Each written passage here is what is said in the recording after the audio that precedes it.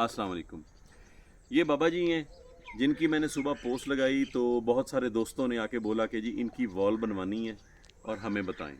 कुछ और भी घर हैं जो यहाँ पे गिरे हुए हैं, लेकिन क्योंकि इनका घर सबसे स्पेशल इसलिए है, प्रॉब्लम ज़्यादा इसलिए है।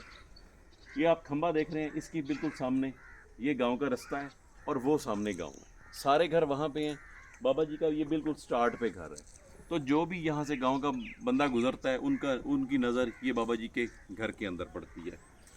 ये ट्राली और ये ट्रैक्टर, ये यहाँ पे एक मकामी ज़मींदार ने अपने जब फ्लड आया है तो यहाँ पे खड़ा किया है।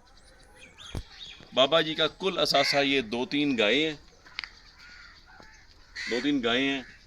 अब बाबा जी उरावे आए, ये बाबा जी इत्थे कितना पानी रहा? ਇੱਥੇ ਪਾਣੀ ਰਿਹਾ ਗੋਡੇ ਤੋਂ ਉੱਤਾਂ ਹੀ ਰਿਹਾ ਇੱਥੇ ਗੋਡੇ ਦੀ ਉਤਲੀ ਕਰਨੀ ਤੇ 2 ਫੁੱਟ ये ਪਾਣੀ ਬਣ ਜਾਂਦਾ ਇੱਥੇ ये 5 फुट नीचे पानी था, जितनी भराई करके ऊपर घर बनाया गया इन्होंने, और 2 फुट इसके ऊपर, मतलब यहाँ पे 7 फुट 7.5 फुट पानी था। अब ये ज़रा हालत देखें इनके कमरों की, जिसके अंदर ये रहते रहे हैं फ्लड के दौरान भी।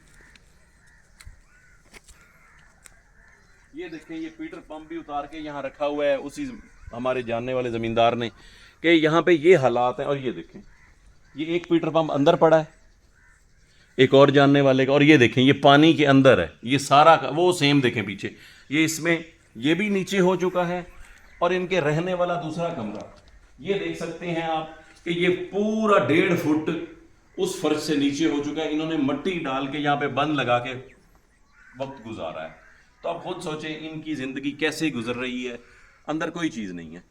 बाबा जी का जो घर गिरा था उसकी ये पीछे वाली दीवार और आगे वाली, ये बाबा जी खुद बताएंगे।